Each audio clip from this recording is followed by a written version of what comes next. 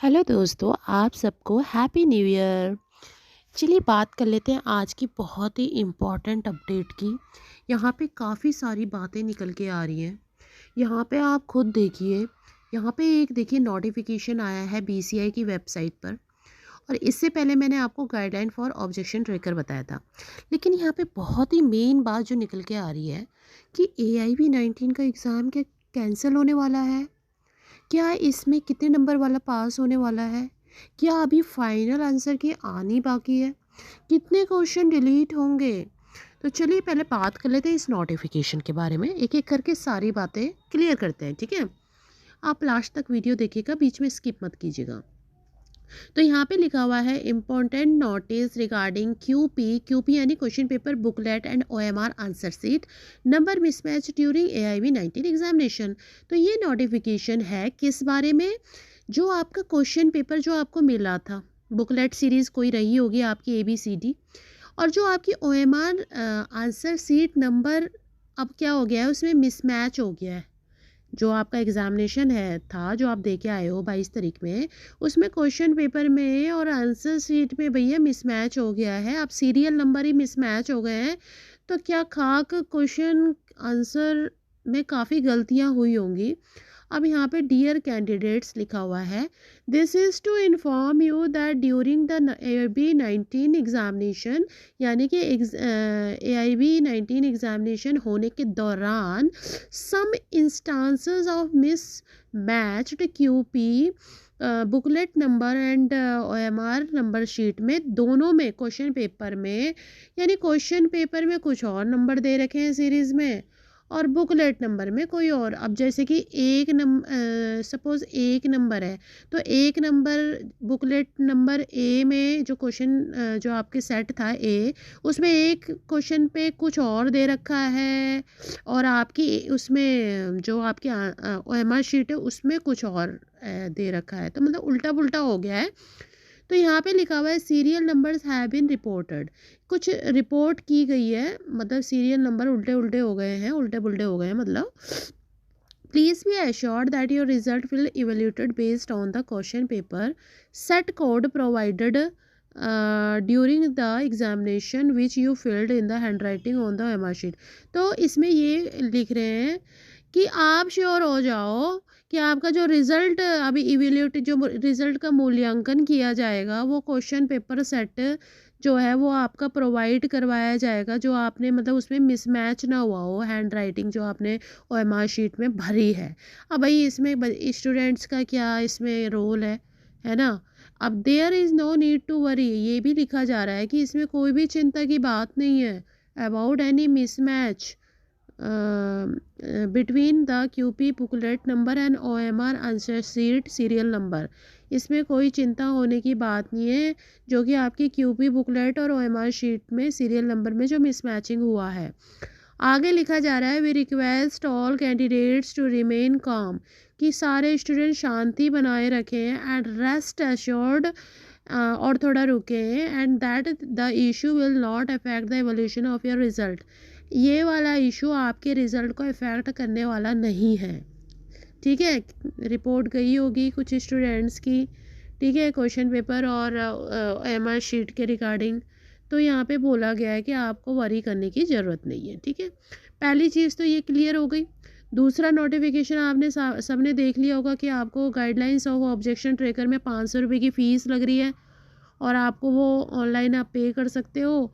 और अगर आपको क्वेश्चन पेपर में कुछ गड़बड़ आपको लग रही है कि अब मैं ये सही करके आई थी या आया था, लेकिन इनका जो है गलत आंसर है आंसर शीट में, तो ही 500 रुपये आप देना, नहीं तो वो रिफ़ंडेबल भी नहीं है, वो नॉन रिफ़ंडेबल है, ठीक है। ये भी मैंने आपको बता दिया था। यह आपकी आंसर शीट आ गई थी 19 की, लेकिन इसमें दोस्तों मुझे तो गड़बड़ लग रही है। ये जो आपकी आंसर की आई है, ये मेरे को लगता है कि ये फाइनल आंसर की नहीं है, ठीक है, क्योंकि काफ़ी सारे स्टूडेंट की कंप्लेंट आई थी कि ये वाला क्वेश्चन गलत है, ये वाला क्वेश्चन गलत है। तो आप मुझे बताना कमेंट में कि वाकई में क्या गलत है, ठीक है, आपकी भी कोई क्वारी है। अब यहाँ पे एक बात कर लेते हैं, मेन बात कर लेते हैं। मैं आपको कुछ दिखाना चाहती हूँ, एक सेकेंड, सॉरी, एक सेकेंड ये व्हाट्सअप खुल गया मेरा। ये क्या क्या मेरा ना खुला रहता है यहाँ पे। एक मिनट मैं दोबारा से इसको जो है क्रोम में आपको खोलती हूँ। मैं ये कहना चाहती हूँ, इसको मैं बैक कर लेती हूँ। यहाँ से देखिए, अगर आपको कुछ नंबर्स चाहिए कांटेक्ट करने के लिए बार काउंसिल में, अगर आप पूछना चाहते हो तो आप जो है यहाँ पे बाल भवन के पास इनका ऑफिस है। टेलीफ़ोन नंबर आप देख सकते हो, नोट कर सकते हो या ख़ुद भी निकाल सकते हो। यहाँ पे इनकी कुछ ईमेल आईडीज़ दे रखी हैं और यहाँ पे देखिए कोई भी इश्यू, यहाँ पे आप ईमेल आईडी में भी आप मेल डाल सकते हो। ठीक है, अभी कैंसिल होने वाले क्वेश्चन पेपर के बारे में बात करते हैं। ठीक है, तो यहाँ पे आरटीआई के बारे में भी लिखा हुआ है, तो ये सारी चीज़ें आप देख सकते हो अगर आपको ज़रूरत हो तो। अब बात कर लेते हैं कि आपका ये जो 19 वाला जो पेपर है ये कैंसिल होने वाला है।